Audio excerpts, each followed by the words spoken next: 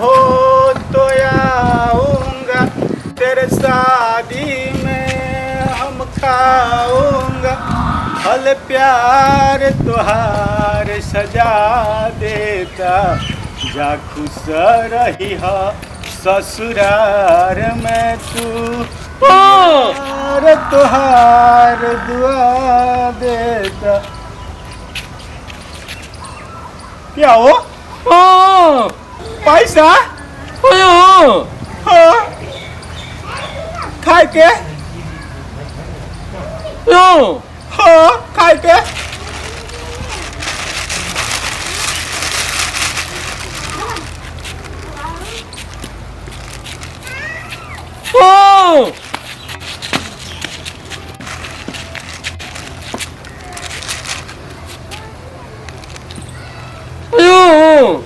ए भाई लगा आनर बानी हो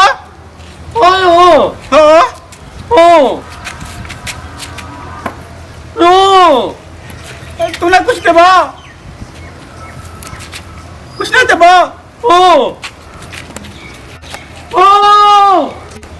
तो बड़े है साला हमारे गले तो करैलस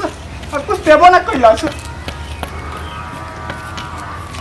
आइले पानी तोहरे गलिया केने पारू हमार ललिया।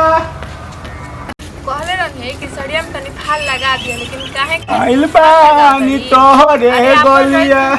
केने पारू हमार ललिया।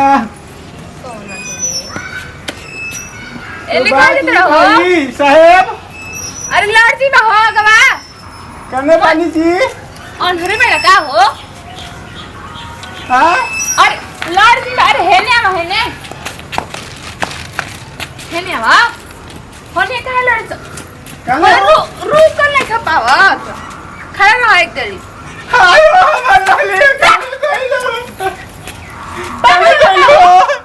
पागल हो का कने कइलो तारा कान में माला हो गई कने कइलो लड़ के करा से मिले आई वाला के करा घर कने कइलो ए हो सुन तड़ काने में तो रुई हुरले बड़ सुनयो ना देखु तारा के कने बड़ हो के करा घरे आइल बड़ घर के कोनो पता बा आ तो आन्हर बैठे है बता आन्हर बैठे ऊपर से चश्मा लगेले बैठे हीरो लेखा। हां आवाज सुना तो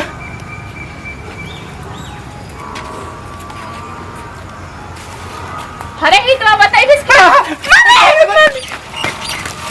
ए देखो अबे हम चल हम क्यों फिर को बताया नहीं कि क्यों चुपचाप से एक बारी बैठ जाना था।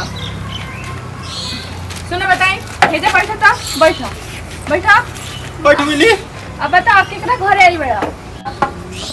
हम डंडा बा। अच्छा रुको तो डंडा पहले ही बताओ केकरा घरे आई बड़ा। हम भाई बने अपन ललिया से भेंट करे हो लालिया से भेंट करे हां है माय बाल झाड़ तड़क है पकड़ा अरे वो ना है दे बेटे क्यों नहीं लालिया से भेंट करे बड़ा। हम अपना ललिया से हो क्या नाम हटता है लालिया के ललिया ललिया मतलब हम ना समझनी ललिया नामे हो हम प्यार ही हो। अच्छा तुम प्यार से अपना भिखाई ऐसन भेंट बना खेल बड़ा हो हाँ क्या नाम हटता है ललिया के ललिए कैसन ये यही गांव की हिया लड़की मतलब जवार के हमारा ही ये गांव में शादी भइल बा। अच्छा शादी हां हमनी गांव में तो एक गो सदिए भइल बैठे हो जन सामने ही घर बैठे एगो कने है सामने है सामने एकदम सीधा कह के जेबा नु तो वही घर पड़ी वही में एगो नया नया वाली दुल्हन आई बिया ठीक नु दाहिने साइड ना देखो हेने मुड़ी बैठे नु तो हेने करबे नु तो सीधे चल जाइयो सीधे चल जाइम नु। हां इना दिखे नु न तो गिर जाई लेकिन सही में हमने के गांव में एक गो तिहारे लास्ट भइल है और के बस कोनो बिहार ना भइल ठीक नु जा तार जाए बैठे त मिल लिया अपने ललिया से भलिया से कहीं छोड़ ना देबू यार बाबूजी के नौकर है क्या कहीं छोड़ दो अरे कहने कोई लो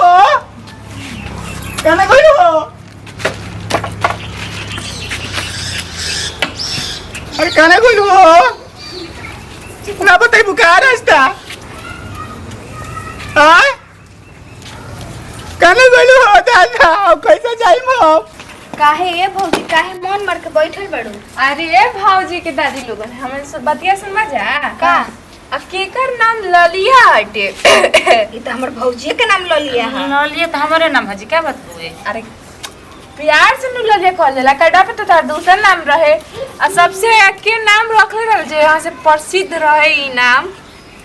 मैंने अब रखी है गाँव घर का आदमी न रखे घर है माई बाबू न रखले बना इतना लाडली बाड़ी नु के घर दुआर बाबूजी रखले होई ल लिया ना भौजी ना भौजी। बाबूजी रखले हैं के रखले आ ठीक बाटे कि जोहत जोहत आई ललटे प्यार से हमर ललिया कहत कह ना बाबूजी बना न। हां बाबूजी लोखन मतलब बाबूजी नाम रखले रहन हां अब जे रखले बाटे हुए आई ललटे समझ ये हमर भौजी के ल लिया नाम रख क्या दी। कहां बाऊ है कहां बाऊ कहां बने ये बताओ नु कहां बने के कहां बाटे मैंने कोई जे हमर नाम रखले रहन के हां उ पता नहीं नु देखो नु चश्मा उसमें लगा के ल ना आ खोद रहा के हम तो आना रहो का हो भीख मांगा जैसे नहीं लो ना भीख मांगत रहा नया 2 रुपया दे दियो हो 2 रुपया दे दियो सुनो ना ऐसे 2 रुपया दे दियो हो 2 रुपया दे दियो हे सुनो ना हम कन काटे हो 2 रुपया मांगत रहा अब को तो सुनो ना तो कहते ना नु कि हमर ललिया से तनी भेंट करवा दे तू कौन ललिया से बताइबू ए, का घर में बता दो भौजी।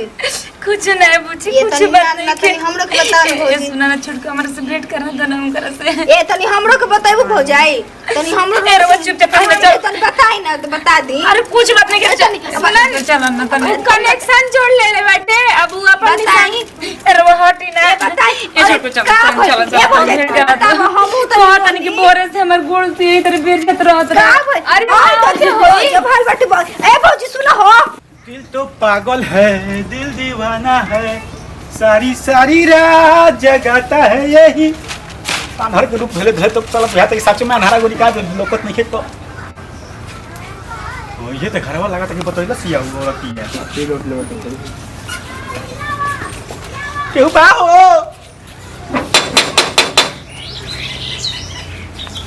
सोचतानी पर हम बाबा छठ से कराई दी हमारा सनमवा से मिलनवा ये राम अरे केहू बाजी केहू नहीं खेका के चिल्लाते हो अरे हेने आजा केहू जी ना कर हाँ? अरे कैसा हाल कर ले ले दादा खड़ी से कैसे करत रहो ए दूर दूर दूर तनी हटा रुकिए ये बताओ हमारा प्यार में इतना पगलाई रहा कि आंख फोड़ ले लगे दूसर लड़की पर नजर ना पड़ी दूर दूर भौजी सीना की चाउर दे तक विदा करो हे दूर रहो ए ना भौजी छोट बाकी ना डबो का बोल हमारे साथे में जरा अपन जीवन खराब कर लगान और मन गला दादा कह रहा तड़ो आहे दादा इनको जाने पूछी करे आंख उस सुगर सुगर रहे हम खानवा से रुई लगइले मैंने बहिरो का हो गेल अरे दादा कह रहा तड़ो हम है ना कह दो हम है ना बनी हाल तो गाली हाला हां ना जल्दी भौजी अरे अखिया कह रहा तो रोमत अब हमरे मांगे खोद के फोड़ा बतू ना एगो अक्षर दे दा कौन कौन जन्म के कह रहा तो रोमत ए तनी दूर रहो आयो ये कह दो हालत में नून करी हाल भइल बाटे अरे हे दे बने लोकत नहीं की तारा वकील देखो वो खा ले अपन तो की फोड़ लिया ला ये दादा मत रो हमारे आंख से देखिए ना अरे दान कर चलो लगवा लिया चलो चलो ए होई चल दे भौजी ए चलो हम के चले के हम ना जीवन हम अपने यार संग जाए चलो चले अरे दादा मारे हाल गिर गला ने दा अरे उनका घाव लागल छोड़ी जा हमरे के